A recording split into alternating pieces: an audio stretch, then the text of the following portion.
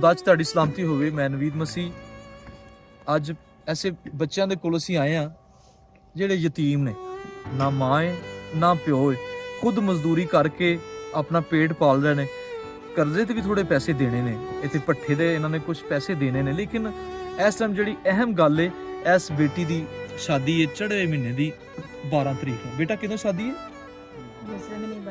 ਦੂਸਰੇ ਮਹੀਨੇ ਦੀ 12-13 ਤਰੀਕ ਨੂੰ। ਇਹ ਜੀ ਬੱਚਾ ਇਸ ਟਾਈਮ ਨਾ, ਇਹ ਸਾਹਮਣੇ ਮਿੱਟੀ ਜੇ, ਇਹ ਇੱਟਾਂ ਜੇ ਜਿਹੜੇ ਮਜ਼ਦੂਰੀ ਕਰਦੇ ਪੈਣ। ਤੇ ਇਹ ਬੇਟਾ ਕਹਿ ਰਿਹਾ ਹੈ ਕਿ ਮੌਸਮ ਖਰਾਬ ਹੋਣ ਦੇ ਵਜ੍ਹਾ ਤੋਂ ਕੋਈ ਦਿਹਾੜੀ ਨਹੀਂ ਪੈ ਰਹੀ।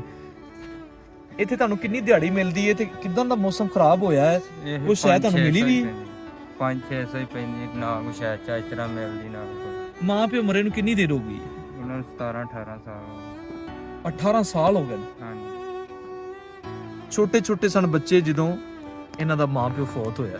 18 ਸਾਲ ਤੋਂ ਬੱਚੇ ਯਤੀਮ ਨੇ ਤੇ ਇਸ ਟਾਈਮ ਇਹਨਾਂ ਨੂੰ ਸਾਡੀ ਜ਼ਰੂਰਤ ਹੈ। ਹੁਣ ਤੱਕ ਅਸੀਂ 16 ਧੀਆਂ ਦੀ ਸ਼ਾਦੀ ਕਰ ਚੁੱਕੇ ਹਾਂ, ਉਹਨਾਂ ਦੇ ਸਿਰ ਤੇ ਪਿਆਰ ਦੇ ਚੁੱਕੇ ਹਾਂ। ਅਸੀਂ ਇਸ ਬੇਟੀ ਨਾਲ ਵੀ ਖੁਦਾ ਦੇ ਵਿੱਚ ਜਿੰਨੇ ਵੀ ਅਸੀਂ, ਅਗਰ ਸਾਡੀ ਬੇਟੀ ਹੁੰਦੀ ਤੇ ਅਸੀਂ ਜ਼ਰੂਰ ਉਹਨੂੰ ਚਾਵਾਂ ਦੇ ਨਾਲ ਵਿਆਹੁੰਦੇ।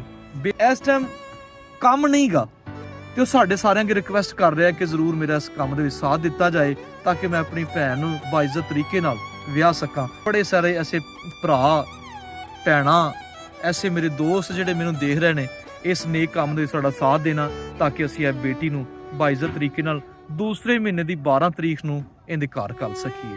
ਬਹੁਤ ਬਹੁਤ ਸ਼ੁਕਰੀਆ।